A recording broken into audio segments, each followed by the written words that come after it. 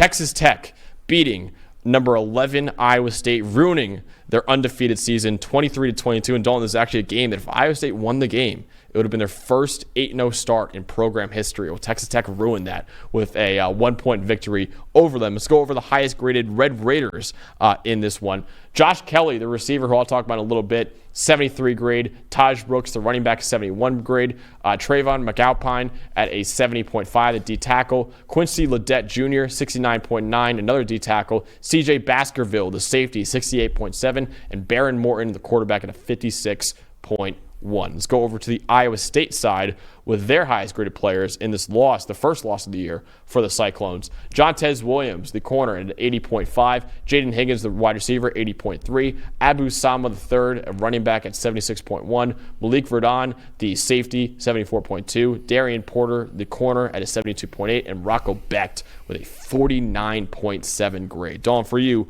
what was the stat that tells the story? Okay. I'm just going to say it. Iowa State should have won this game. And two things happen when you have a team that should have won a game and did not. One is turnovers, and what is it? They turned the ball over twice in this game, I believe.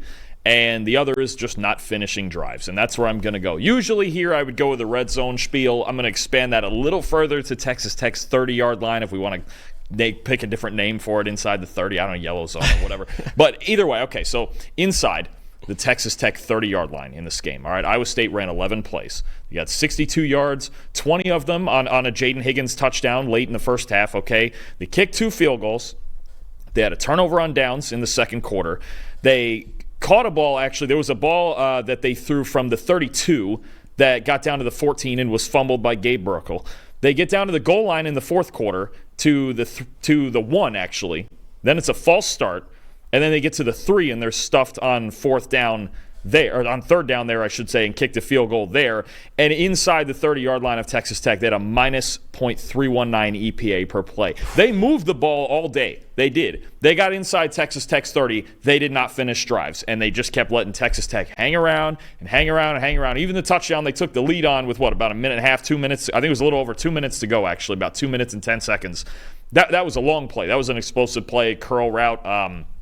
They broke a bunch of tackles and they got a 40-something yard touchdown. But when they got down in or near the red zone, they just didn't make things happen. And they kept Texas Tech in this game over and over and over when they didn't finish opportunities. They scored 22 points in this game. You could argue they should have scored about 38, honestly, because they just didn't punch it in when they needed to. Texas Tech kept floating around. They put together one good drive. They finished the one drive that they needed to, and that was it. I think Iowa State looks at this game going, this is a game we should have won. Mm-hmm. And I would agree with that, honestly. And yes, Texas Tech, they made the plays when they needed to. Taj Brooks had a reasonably big second half. Josh Kelly had a huge day. They made plays when they needed to. But Iowa State they have to walk away from this game feeling sick because they didn't finish drives. It's that simple. They did not finish drives at all. A reason going into that as well is Rocco Becht, kind of concerning trend for him. 49.6 grade, like I just said, 52.8 passing grade. Dalton, he had a 49.2 in their last game as well against UCF. There's only been one game as bad as those 2 games he's had back-to-back all of last year. So this is a concerning trend for Rocco Becht right now. He had 4 turnover-worthy plays as the most in a game in his career. Yes, it was raining out, and yes, it was hard to throw the football. Obviously, you saw Baron Morton also struggle out there as well. But Rocco Becht is supposed to be like the guy for this Iowa State offense with those receivers he's got, and Jaden Higgins and Jalen Noel as well. And really, it's kind of like a little bit of the Texas A&M thing. Obviously, Abu Sama's a pretty good running back as well. But if Iowa State's passing attack is not getting going, they have a lot of issues offensively. This is not a team that's going to out-muscle you on either side of offense or defense, obviously. So, yeah, I think Rocco Becht has got to be the guy for them. In the last 2 games, they almost lost to UCF as well a couple weeks ago. Last 2 games he's played, he's had a lot of struggles as a passer. He's got to get it figured out if they want to, get back in the race of the Big 12. For sure, and I'm going to turn that around to my most impressive. I will give the Texas Tech secondary some credit for having themselves a good day because it was obviously the biggest question coming into this game. They had the 4th lowest coverage grade as a team in the Power 5, so I'm sitting here going, well, that's a mismatch. Rocco should tee off, right? Like that's just like everybody else has. But no, look, as a team, a 63.7 coverage grade. It's not great, but it's actually, I think it's the 2nd or 3rd best for Texas Tech this season, so they at least kept it together. A.J. McCarty with an interception, Chapman Lewis with a good day at safety, C.J. Baskerville you mentioned there, and they only allowed 2 deep completions the entire day.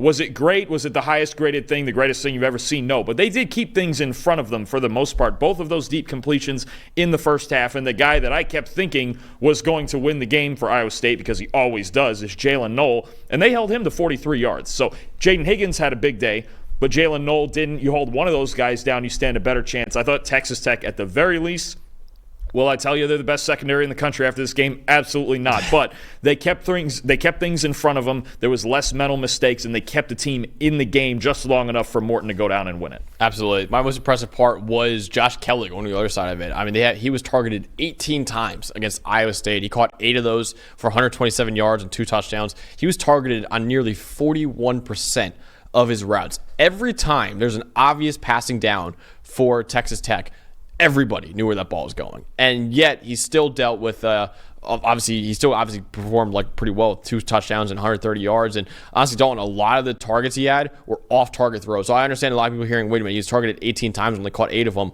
Baron Morton was struggling getting him the football, and he still made some really, really impressive catches. So he was a great compliment in this game, because I thought going into it, Texas Tech was going to win this game off of Taj Brooks, who also had a good game, but they were also able to find something with Josh Kelly in the passing game as well. So he was a great compliment to Taj Brooks, and without him, they would not have been close to winning this game. Absolutely, and Kelly was a good player with Washington State, with Cam Ward throwing him the ball. This is a really good football player who's having a great year for Texas Tech. And again, props to him for just grinding through it and finding a way to win this one, and really keeping themselves, it's a very outside shot, but keeping themselves at least somewhat near, in striking distance for this Big 12 race, and Iowa State losing really upends it as far as the rest of the top of the Big 12.